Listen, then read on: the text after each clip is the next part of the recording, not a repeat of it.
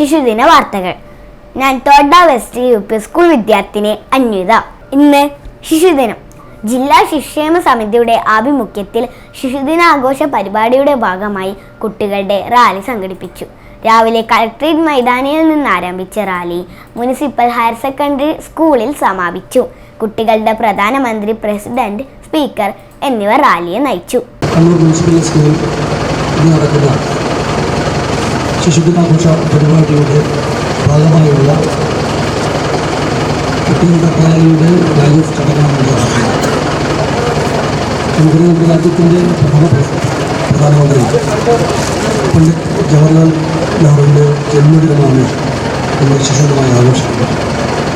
കുട്ടികളെ ഏറെ സ്നേഹിച്ച ഈ രാജ്യത്തിൻ്റെ ഭാവി ഭാഗങ്ങൾ നിർണ്ണയിച്ച പ്രധാനമന്ത്രിയെ ഓർമ്മിക്കുന്നതിനുള്ള ഒരു ചടങ്ങ് കൂടിയാണ് കുട്ടികളുടെ പ്രധാനമന്ത്രി മിദ്ഹ ഫാത്തിമ, പ്രസിഡന്റ് ഐനവ് ദിജേഷ്, സ്പീക്കർ അവനിക അരുൺ, നവാൻ ദിനേഷ്, ആദയ സുജിത്ത് എന്നിവർ റാലി നയിച്ചു.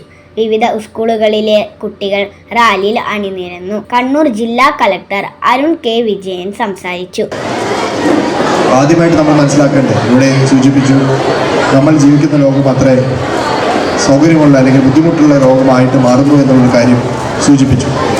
പക്ഷേ ഇതിനേക്കാൾ വളരെയധികം ബുദ്ധിമുട്ടുള്ള ഒരു കാലഘട്ടത്തിലാണ് ജവഹർലാൽ നെഹ്റു ഇന്ത്യയിൽ ജനിച്ചതും അതേപോലെ തന്നെ ഇന്ത്യയിലെ സ്വാതന്ത്ര്യ സമരത്തിൽ പങ്കെടുത്തതും ഇന്ത്യയുടെ ആദ്യത്തെ പ്രധാനമന്ത്രിയായിട്ട് മാറി. അദ്ദേഹത്തിന് വേണമെങ്കിൽ ഇതിനേക്കാൾ എളുപ്പമുള്ള ഒരു മാർഗം എടുക്കാമായിരുന്നു. കാരണം അദ്ദേഹം ജനിച്ചു വീണത് അത്യാവശ്യം സമ്പത്തുള്ള അല്ലെങ്കിൽ വളരെ നല്ല രീതിയിൽ പോകുന്ന ഒരു കുടുംബത്തിലാണ്. അദ്ദേഹത്തിൻ്റെ പിതാവ് മോത്തിലാൽ നെഹ്റു ഇന്ത്യയുടെ തന്നെ വലിയൊരു നേതാവായിരുന്നു. ഇതിനു മുമ്പ് നേതാവായിരുന്ന ഒരു വ്യക്തിയായിരുന്നു. അപ്പോൾ അദ്ദേഹത്തിന് വേണമെങ്കിൽ കുറച്ചുകൂടി എളുപ്പമുള്ള മാർഗത്തിൽ അദ്ദേഹം പഠനമെല്ലാം നടത്തിയത് ലണ്ടനിലാണ്.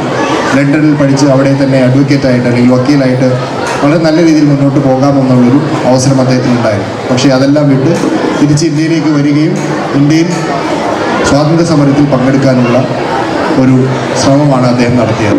ശിശുദിന ആഘോഷത്തിന്റെ ഭാഗമായി സംഘടിപ്പിച്ച വിവിധ മത്സര പരിപാടികളുടെ ഉപഹാര വിതരണവും ചടങ്ങിൽ നടന്നു. പ്രസംഗം LP, ഉപന്യാസം LP, ഉപന്യാസം UP HSS, കഥാരചന LP, കഥാരചന UP, കഥാരചന HSS, കവിതാരചന LP, കവിതാരചന UP, കവിതാരചന HSS എന്നീ വിഭാഗങ്ങളിലുള്ള വിജയികൾക്കാണ് സമ്മാനം നൽകിയത്.